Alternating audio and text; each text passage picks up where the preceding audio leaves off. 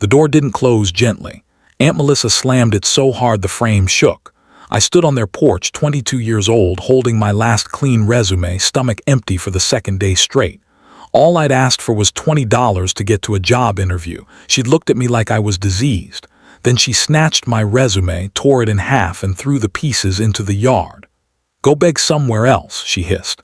"You're not our responsibility." She shoved me backward. I stumbled down the steps, knees hitting concrete.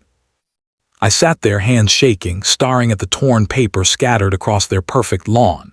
Mrs. Patterson from across the street watched from her window. She came outside slowly, arms crossed. "Boy," she whispered, glancing back at Melissa's door. "That woman wants to ruin you." I looked up at her, confused. She shook her head.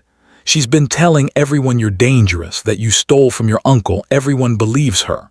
My chest went cold. I'd never stolen anything. But now I understood why no one returned my calls. When I got back to my apartment, my belongings sat in garbage bags on the sidewalk. My landlord stood with his arms crossed. "You're 3 weeks late. I gave you chances." I opened my mouth, but nothing came out. I had nowhere to go. That night I slept on concrete behind the building, using my jacket as a blanket. The cold seeped into my bones. A man walking past stopped, looked down at me and said, "Some people just don't make it. Accept your place." Those words cut deeper than hunger ever could. My phone buzzed. A text from Uncle Mark's number: "Stop coming to my house." I stared at it, heart sinking. Another text followed: "Don't come to the store either." Something felt wrong. Uncle Mark never texted like this. The next morning I walked to his store anyway. When I showed him the messages, his face went pale. "I didn't send these." Melissa appeared from the back room, snatching his phone. "I sent them. I protect this family. He's not welcome here." Customers turned to stare. She'd humiliated me on purpose. I ran out, tears burning my eyes. A man followed me outside. "Wait," he called. I stopped, wiping my face. He looked nervous. "I overheard something last week. Your aunt was on the phone saying, as long as he stays broke, Mark won't feel guilty about not helping him. I can't let that boy rise." My breath caught. "She said that," he nodded. Then he pulled a sealed envelope from his jacket. "Your uncle gave me this 2 months ago, told me to pass it to you. She found out and told me not to." My hands trembled as I took it. Inside the envelope was a letter. Uncle Mark had arranged for me to attend a 6-month job training program, full tuition paid. The start date was 2 months ago. Melissa had hidden it. I sat on the sidewalk, the letter crumpling in my fist, silent tears rolling down my face. People walked past like I didn't exist. Across the street, I saw Melissa's son walking into a tutoring center. The sign outside said $300 per month. That money was supposed to be mine. She'd stolen my future and given it to her own child. I followed from a distance, staying hidden. Outside the tutoring center, Melissa stood talking on her phone, laughing. I crept closer. "Every dollar my husband tries to give him, I move it to my side," she said. "That boy will never get anything as long as I'm breathing." She paused, listening. "I even took $500 from the store last month and blamed it on that new worker. Mark believed me." My stomach turned. She was a thief, a liar, and she destroyed someone else's life too. A voice behind me whispered, "I can prove everything." I spun around. The store worker Melissa had blamed stood there, arms crossed. "She ruined my reputation," he said quietly. "But I kept records, screenshots, messages, security footage." He handed me a thumb drive. "She forged your uncle's signature on withdrawal forms. She's been stealing for years." My hands shook as I took it. My phone buzzed, a text from Melissa: "If you don't stop digging, I'll make your life worse." I stared at the screen. She knew I was onto her. And she was threatening me. When I got back to where I'd been sleeping, my backpack was gone.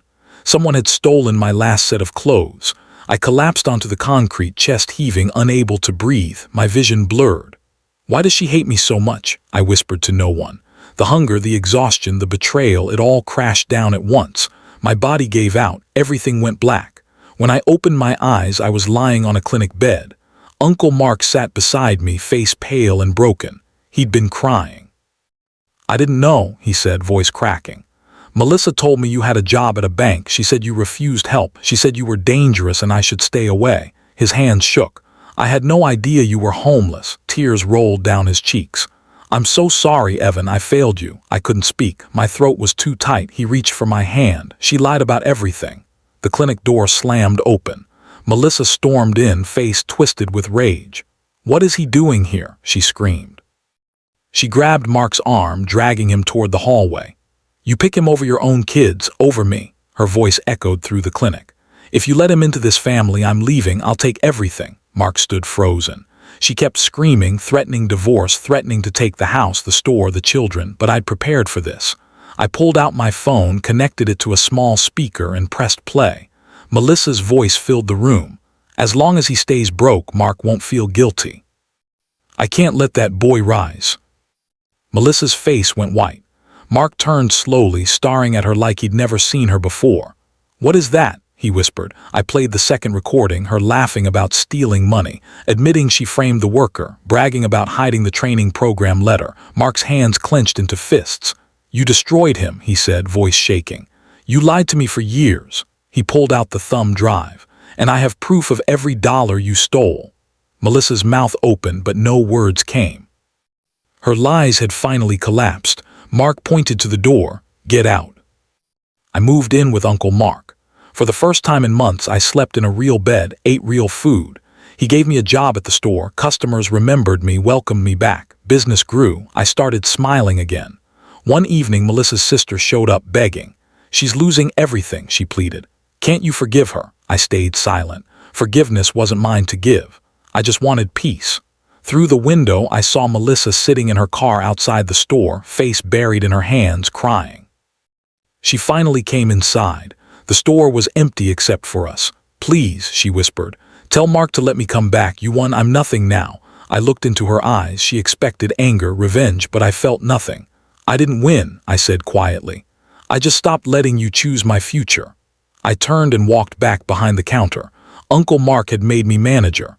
Melissa watched me, powerless, finally understanding she'd lost because of her own cruelty. The door closed softly behind her. I didn't look back.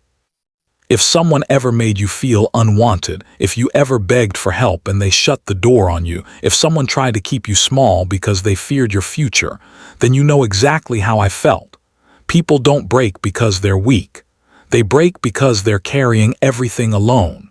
Stories like this remind us, you can rise, even when someone wants you to stay on the ground.